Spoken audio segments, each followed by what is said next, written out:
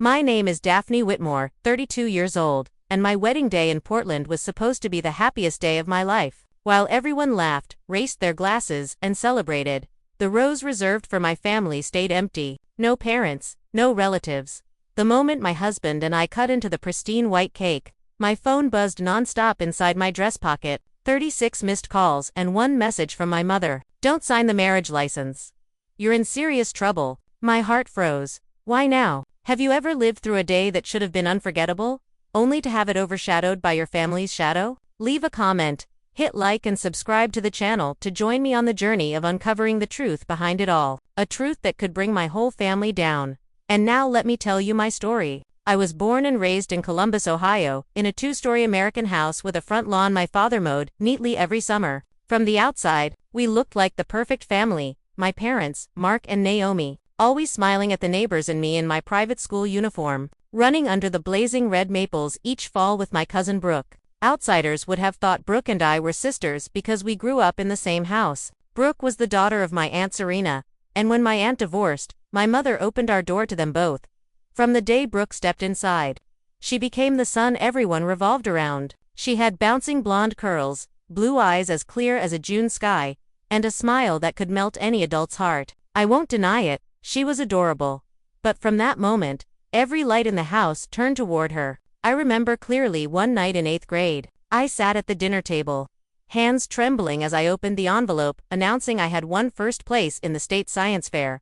I said excitedly, "Mom, Dad, I won the prize." My mother, busy sewing sequins onto Brooke's ballet dress, only glanced up briefly and smiled faintly. "That's great, honey. Leave the letter on the table for Dad to look at later." Then she turned back to the dress, chatting with Brooke about her upcoming performance. 3 days later, when Brooke only placed third in a local dance competition, my parents took the whole family to a famous Italian restaurant in the city. My father raised his glass, eyes shining. "Let's celebrate the little star of our family." I twirling my fork, swallowing dry pasta down my throat.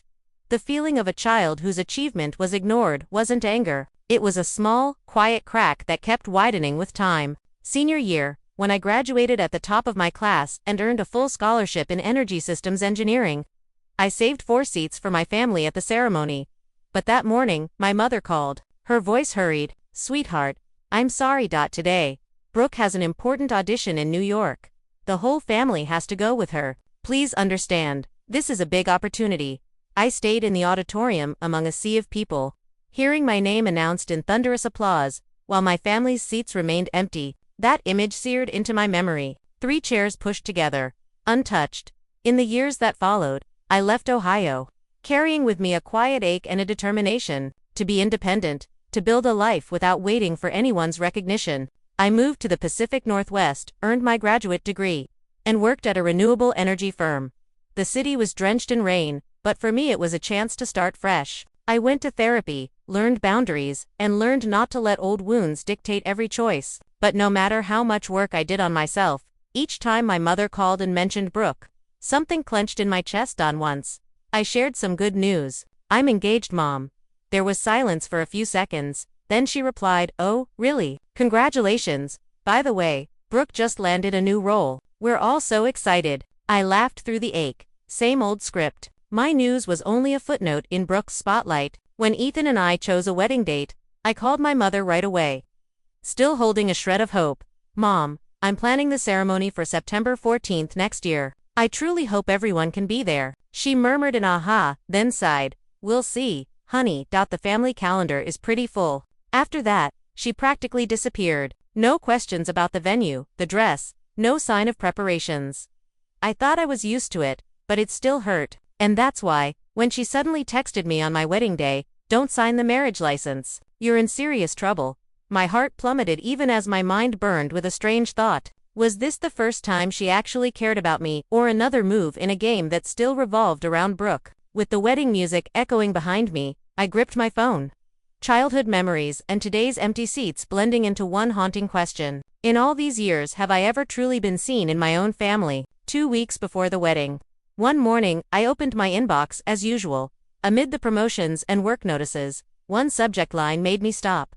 "Alert. Failed login attempt to your credit account." The account in question was an old credit card. I had closed more than a year ago. I clicked open the message. The bank reported that someone had tried 3 times to log into the account using my personal information. The system blocked it but recommended I review my credit history and change my password. My brows furrowed, heart quickening. After a few minutes, I calmed myself. Probably spam or a system glitch. With the wedding planning swallowing me, guest list flowers, I had no energy to spare. I hit delete, closed my laptop and promised myself I'd check later. But then a string of small events followed. Signs I could no longer ignore. The first was my best friend from college, Lila Sanders. We had survived pressure-filled years together, splitting instant noodles in the dorm. When I told her about the wedding, she squealed over the phone. "Oh my gosh, it's finally happening. I'll be your bridesmaid, I promise." That promise became a small anchor in my heart. But soon Lila kept postponing. "This week I'm swamped with a project in Seattle. Next week's tough too. Clients keep piling work." Her voice was rushed, almost evasive. I reminded her, "Lila, I don't need you to prepare anything big. I need you there, standing beside me that day." "I know, but Seattle's crazy right now. Clients won't budge." "I'll try to work it out." She said it, but something in her tone felt false. Like she was hiding something. While I was tangled in the uncertainty of my friend's absence. One noon at the office, I scrolled through social media. My finger froze on a photo. Brooke, my cousin, holding up her left hand, showing off a sparkling engagement ring. Beside her was Patrick Owens, a stranger to me but captioned as her fiancé. The words below the picture. He asked. I said yes. Future Mrs. Owens. Engagement party will be on. When my eyes hit the date, blood rushed to my face. That day was my wedding day. I scrolled further. Hundreds of congratulations, including comments from my parents. My mother wrote, "So happy for my beautiful daughter. Can't wait to celebrate with you this weekend." My chest caved in. I read it 2 to 3 times to make sure I wasn't mistaken. This weekend. That meant they knew they were preparing, they were excited, and yet no one had said a word to me. Even though my wedding date had been set for over a year, I called my mother immediately. The line rang for a long time before she picked up, her tone cheerful at first, but it shifted quickly when she heard my voice. "Oh, so you saw the post already?" "Yes. Brooke got engaged last week. Patrick's wonderful, she's really happy." I held back my anger. "What about the engagement party? Do you realize it's on the same day as my wedding?" A pause. Then she answered in a voice straining to sound calm. "Oh, I thought your wedding was next week. Must have been a mistake." I didn't believe it. Invitations, calls, reminders. I had sent her everything long ago. I pressed my voice. "Mom, I sent the invitation, called you, even texted reminders. My wedding is on September 14th. Come on, Daphne." Harper. Brooke. She just got engaged. She wants to celebrate right away. "And your wedding? Maybe it could be moved a little." I went numb. Move my wedding? For Brooke's engagement party? I froze for a few seconds, then hung up to drain to argue. That night I told Ethan. He squeezed my hand. "This isn't your fault. It's their choice." But his words only soothed me halfway. Inside, another fear began to stir, stacked on the strange bank email, Lila's evasive silence. And now this overlapping party. The next day I checked that bank email again. I logged into my old credit account to be sure. As I scanned, one detail made cold sweat break across my back. There was a loan application in my name. Incomplete, but the registered address was in Seattle. I clicked open the details. Banquet hall name, Evergreen Pavilion. My chest tightened. That was the exact venue Brooke had tagged in her engagement post. Why was my name tied to the banquet hall my cousin rented? Why was my old account accessed, then connected to a loan deposit for Brooke? The scattered pieces, strange emails, Lila's avoidance, my mother's silence, Brooke's engagement post, started arranging themselves into a dark picture in my mind. And I knew the real storm was still ahead. The wedding day came, Portland sky gray and veiled in silver mist. I waited in the small room behind the chapel, clutching a bouquet of white lilies and soft pink peonies, my heart pounding. Clutching a bouquet of white lilies and soft pink peonies, my heart pounding. All morning, I forced down the ache. The empty seats on my side would have no family sitting there. Then Robert, Ethan's father, knocked gently on the door. He wore a formal tuxedo, his eyes steady and kind. He spoke in a warm, low voice. "Daphne, Jason told me. Ethan told me your father wouldn't be here. If you'll allow me, I'd be honored to walk you down the aisle today." I was stunned, eyes burning. He stood there without pressure, simply offering me a way not to walk alone. I nodded softly, my voice trembling. I would be so grateful to have you by my side. In that moment, part of my heart stitched itself back together. The ceremony unfolded warmly as the music swelled. Robert held out his arm for me, taking each slow step down the pedestal aisle. Ethan's eyes shone at the end of the aisle, easing the sharp emptiness behind me. I caught whispers in the crowd. "She's beautiful." "They look so happy." But in the rows reserved for the bride's family, only white draped, soulless chairs stared back. We exchanged rings, read our vows. When the minister pronounced us married, I felt like new arms had wrapped around me. A family not perfect but safe enough. After the ceremony, we stepped into the photos. Portland's drizzle began to fall, tiny droplets catching on the veil draped over my head. The photographer shouted cheerfully, "Perfect. This light is magical." Sometimes rain makes photos look almost mythical. I forced a smile, trying to relax, but my phone buzzed violently in my dress pocket. I glanced down. My whole body stiffened. After months of being ignored, why today? I slipped away to a quiet corner and answered. Her voice was hoarse, frantic. Daphne listened to me now. "I just dug through Grandma June's storage. I found a ledger. Could explain everything?" I frowned. "What ledger?" "June's ledger. The record of her trust fund. I never read it carefully, but there's a strange clause. You need to know." I leaned against the brick wall, a cold wind sweeping from the garden. "What clause?" She hesitated, then blurted out. "The fund only releases for the first wedding held outdoors, uncovered under light rain, of one of the Whitmore granddaughters." My pulse raced.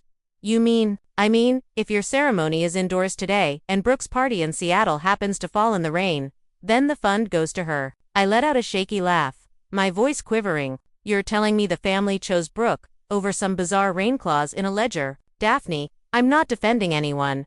But you need to understand, the fund is enormous, and Serena has been orchestrating everything, convinced this clause is Brooke's chance." In my mind flashed the empty seats, the social media congratulations for Brooke, the loan in my name tied to the Seattle venue, all strung together into a chilling logic. The photographer called me back to pose with friends. I wiped away a tear, forced a smile. But inside, one thought gnawed. If that clause is real, why is my name tied to Brooke's banquet payments? And why did Mom bring this up on my wedding day? Ethan came over, gently placing a hand on my shoulder. "You okay? What's going on?" I nodded, my voice hoarse. "Maybe, we're only at the beginning of a story I never saw coming." The drizzle thickened. I lifted my face, feeling the icy drops soak into my skin. In that moment, I realized the rain wasn't just Portland's weather. It was the signal of a family secret buried too long, now rising to the surface. The drizzle tapped against the window pane. My wedding veil still jeweled with droplets from the garden chute. Amid the laughter of friends and in-laws, my mother's voice echoed in my head like breaking news. "Seattle's forecast calls for drizzle too. Brooke's party is outdoors. If that clause counts, she inherit the whole fund." My heart quivered and froze at once. "But I'm the one marrying today in Portland. Why wouldn't it count for me?" She took a breath, her voice dropping to a whisper. "They think, because your ceremony was indoors, the rain clause didn't trigger. Serena arranged everything. Daphne. Brooke only needs to step onto the Seattle lawn under a sprinkle, and the fund is hers." I bit my lip until it bled. "But what about my social security number being misused?" Then she rushed out, as if afraid to lose her nerve. "That's the worst part. They used your number to reserve a backup hall with a roof. If it rains too hard, they'll move the guests inside, and the clause will fail. But either way, Daphne, the deposit still comes out under your name." I whispered in fury. "Mom, why me? Why not Brooke or Serena?" They were afraid the bank would flag their names, and they needed someone clean. "You've always kept perfect records, flawless credit." I shut my eyes, blood pounding at my temples. A scheme, careful, cruel, and me, the one always pushed aside, now being used as a shield. In my mind flashed Lila, the friend I once trusted, now avoiding every wedding prep, excusing herself with clients in Seattle. Piece by piece, the puzzle fit, and every word from my mother sharpened my suspicion. I dialed Lila immediately. The phone rang forever before she picked up, her voice overly bright. "Daphne, congratulations. Today's your big day." I cut her off, my voice cold as ice. "Lila, I'll ask once. Are you in Seattle?" She stammered. "Ah yes, I had to attend a project signing." I drew a deep breath. "And the hall is called Evergreen Pavilion." "Right." Her voice caught, faintly trembling. "Daphne, let me explain." The pain in my chest burst open. "No need. That's enough." I hung up, My hands shaking so hard I almost dropped the phone. Ethan came over, his eyes searching, his face tense. Who were you talking to? I looked up, my throat dry and raw. Leela. I think she's the one who signed in Serena's place on all the deposit paperwork. Ethan gripped my shoulders. Are you sure? Her voice. I knew it instantly. She's in Seattle, at Brooks' venue. He shut his eyes, his voice tight. God, Lila. The hurt wasn't only from being exploited financially, but from the betrayal of someone I once trusted completely. Outside, Portland's rain kept falling. In my mind, I pictured Seattle a few hundred miles away. Brooke in a white dress at her engagement party, beaming on the lawn, Patrick beside her, and Lila, the one who had promised to be my bridesmaid. They're helping with a mean-spirited scheme. I squeezed Ethan's hand, each word coming out firm. They might think the weather is on their side today, but I won't let them turn my wedding into a ticket to C's grandma's fund. Ethan looked at me, his eyes steady.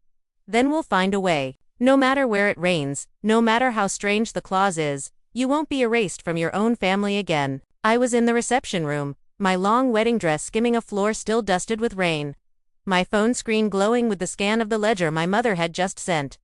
June's ledger. The yellowed page, Grandma's slanted handwriting, shone clearly under the phone's light. I read line by line, and right beneath the clause about an outdoor wedding, no roof, under light rain, my eyes caught an addendum. Whichever granddaughter marries before Brooke Whitmore turns 30, and under an open sky, will be the beneficiary. Brooke is only 29. Today is just her engagement party, not a legal wedding. And me, I am right here on my big day. I looked up at Ethan. He was talking with Robert and Linda, worry crossing his face when he saw how pale I was. I walked over and showed him the screen. He frowned as he read, then looked up at me, as if waiting for my call. Ethan, we're moving the vow ceremony to the garden. Right now. He hesitated. Daphne, are you sure? It's raining. The guests. I cut in, my eyes bright with a resolve I didn't know I could summon today. I'm sure. This is the only way to keep what's mine. Not the money, justice. Ethan searched my eyes for a few seconds, then nodded, a smile tipping toward courage. Oie, let's do it. Word spread fast. Linda clapped and called out. Everyone. The bride and groom want to do the vows outside. Let's help reset. No one objected. Ethan's friends shrugged off vests, rolled up sleeves, and carried small tables to the garden. Robert and two cousins threw up a few wooden posts and strung lights. The photographer beamed, whipping out a weather-sealed camera. Oh my gosh, this is once in a lifetime. I looked around, friends draping shawls over each other's shoulders, clear umbrellas opening, glinting under warm yellow bulbs. The energy was lively, full of pulse, so different from the chill I'd felt earlier staring at those empty seats. When everything was set, Ethan and I took our place at the center of the garden. Portland's rain wasn't heavy, a mist like a veil. Droplets gathered on my hair, on the veil, on my skin, cold but sharpening my focus. The minister smiled, lifting the Bible beneath an umbrella. Perhaps your grandmother wanted exactly this moment. Love under an open sky. I laughed, this time without bitterness. Ethan held my hand, his gaze brimming with belief. We began to read our vows again. This time not only to each other but to the past and to those who had once kept me on the margins. My voice rose, braided with the rain tapping on guest hair. I promised to build a home where we are both seen and cherished. A family with no more empty chairs. Ethan squeezed my hand, answering steadily. I promised to always be an open sky for you. The crucial moment came. The registrar stepped forward, sheltering the documents under an umbrella. He set the marriage register in front of me. I lifted my face to the dim sky. The rain still fell. I picked up the pen. My hand trembled, but not from fear. The photographer shouted, "Wait, let me roll the camera." The camera clicked on, a red light blinking. I signed my name, each stroke dark and clear, beneath Portland's fine rain. The crowd erupted in applause, cheers mixing with the rain and the small speaker's music. Ethan signed right after. Warmth raced through me. I had done what they never expected. I made my wedding itself the valid proof. Right time, right condition, under an open sky with light rain. Exactly as Grandma had written years ago. Robert stepped up, wrapping a gentle arm around my shoulders. Daphne, you're a brave bride. You just showed us what it means to claim your fate. Linda's eyes shone as she clasped my hands. Grandma June would be so proud. I bowed my head, letting rain blend with the tears on my cheeks. I no longer felt abandoned. I found myself at the center of a circle of love, held up not by blood, but by choice and loyalty. Above all, I had flipped the rules in the very moment I seemed most disadvantaged. After the outdoor ceremony in Portland ended, I called my mother before I even removed my veil. My voice was low, steady. Mom, we have to go to Seattle. Tonight I want to see Aunt Serena, Brooke, Patrick, and Lila, if she's still there. Ethan set a hand on my shoulder and nodded silently. He understood that if I didn't face this myself, the wound would never close. When we reached Evergreen Pavilion, the engagement party was a mess. Guests were trickling out, the rain having wrecked everything. Soaked tables, flowers scattered across the lawn, the live music cut off. Only a few clusters huddled under the awning, faces unsettled. Patrick stayed beside Brooke, tense. Aunt Serena was arguing with the venue manager, her shrill voice slicing through the rain. I walked in, coat wet, holding a packet I'd printed from my phone. Our outdoor wedding photos, timestamps, weather radar, and the addendum page from June's ledger. The small room fell silent as I laid everything on the table. These are the proofs. Illegal outdoor wedding, under light rain. The clause in the ledger has been fulfilled by me. Patrick frowned, grabbed the addendum, skimmed it, then looked at Brooke. You told me the fund only needed any outdoor wedding. Nothing about a legal marriage license. Brooke went pale, stammering. Serena said. Aunt Serena cut in, trying to sound composed. It's a simple misunderstanding. Fund or no fund, what does it matter? I stared straight at her, my voice turning cold. No, what matters is who used my identity to put down the deposit for this hall.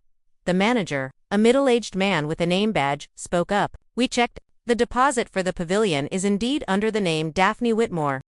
The e-signature belongs to someone named Lila Sanders, and the IP address traces back to Ms. Serena Whitmore's apartment. The room exploded. I turned, eyes finding Lila curled in a corner. She avoided my gaze and whispered. Serena said it was just borrowing, that she'd cancel it right after the party. I didn't think it would turn into this. Patrick snapped toward Serena, his voice sharp as a blade. You dragged Daphne's best friend into this. Identity fraud, credit fraud. Do you think that's no big deal? Aunt Serena lifted her chin and sneered. Daphne has been favored all her life. Good schools, a big company job. So what if she loses once? Brooke is the one who needs this security. I forcing my hands not to shake. Favoritism. My childhood was nothing but empty seats at my graduations. Praise swallowed by applause for Brooke. Patrick shook off Brooke's hand, gripping him. Disappointment filled his face. I can't believe this. Brooke, you let your mother's scheme, dragged your sister's best friend into it, to grab a fund you don't even understand. Brooke burst into tears, clinging to him. I just wanted for once to be the center. I didn't mean to.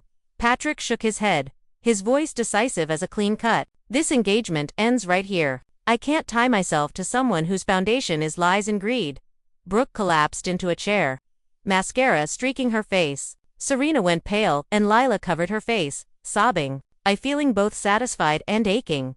Satisfied because the truth had been laid bare before everyone, but aching because I had to watch people who were once blood, once friends, show their betrayal and calculation so clearly. My mother came over, taking my hand with trembling fingers. Daphne, you were right. I was wrong not to believe you from the start. I looked down. Her hand was ice cold. Inside me, another wound split open, but at least this time no one could deny the truth. After the confrontation in Seattle, Ethan and I returned to Portland in a strange state.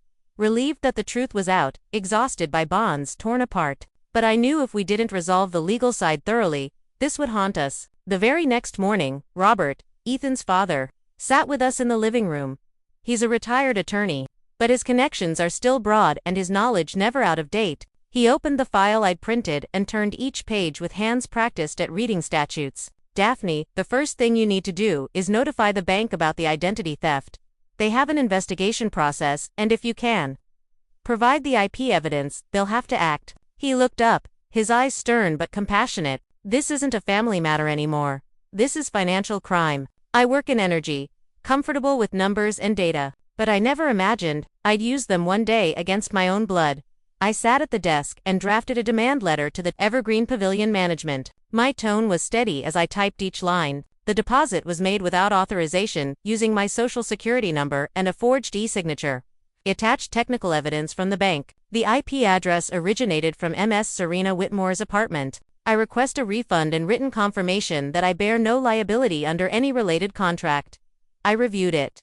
Printed and signed. The harder part was with my mother. After the Seattle night, she seemed to have aged years. Dark circles under her eyes. She called me, not to justify herself, but to propose. "Daphne, I want to go to therapy with you. I don't want this cycle to continue," I answered. "If you're truly serious, I agree. But things won't go back to the way they were. We need boundaries." A few days later, I took a seat across from her in the therapy room. She admitted what I'd wanted to hear for years. That her favoritism didn't only hurt me, it made Brooke dependent and broke our family. I listened. I didn't forgive immediately, but I felt a door crack open. She also said she would confront Aunt Serena directly. "She will no longer have the right to use your name, or anyone's, in this family to pull strings." It was the first time I'd heard my mother use the word boundaries with real resolve. As for Lila, the friend I once considered family, she reached out to. She met me at Robert's law office. She looked haggard, her face broken out from sleepless nights. On the table, a camera was already recording to preserve every word as legal evidence. Lila didn't evade. She sat up straight, looked into the lens and said, "I, Lila Sanders, admit that I used Daphne Whitmore's e-signature under Ms. Serena's prompting. I know it was wrong. I'm willing to accept legal responsibility." Her voice trembled, but every word was clear. Then she turned to me. "Daphne, I'm sorry. Nothing excuses betraying you. I agree to reimburse the deposit as much as I can and to do community service at the Identity Fraud Victims Support Center. It's the only way I can start to make this right." I couldn't forget the feeling of being left alone right before my wedding.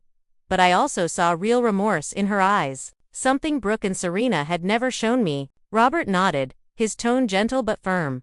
"This statement will be kept on record. Lila, you need to understand, this isn't just a gesture. It's legal accountability." Lila bowed her head. "I understand." Back home, I lingered by the window, gazing out at the rain-damp garden. I didn't feel triumphant. Instead, a strange calm settled in. I hadn't let myself be erased from my family's story. I had drawn clear boundaries. With the law, with my mother, with Aunt Serena, and even with friends. I was choosing a different way to live.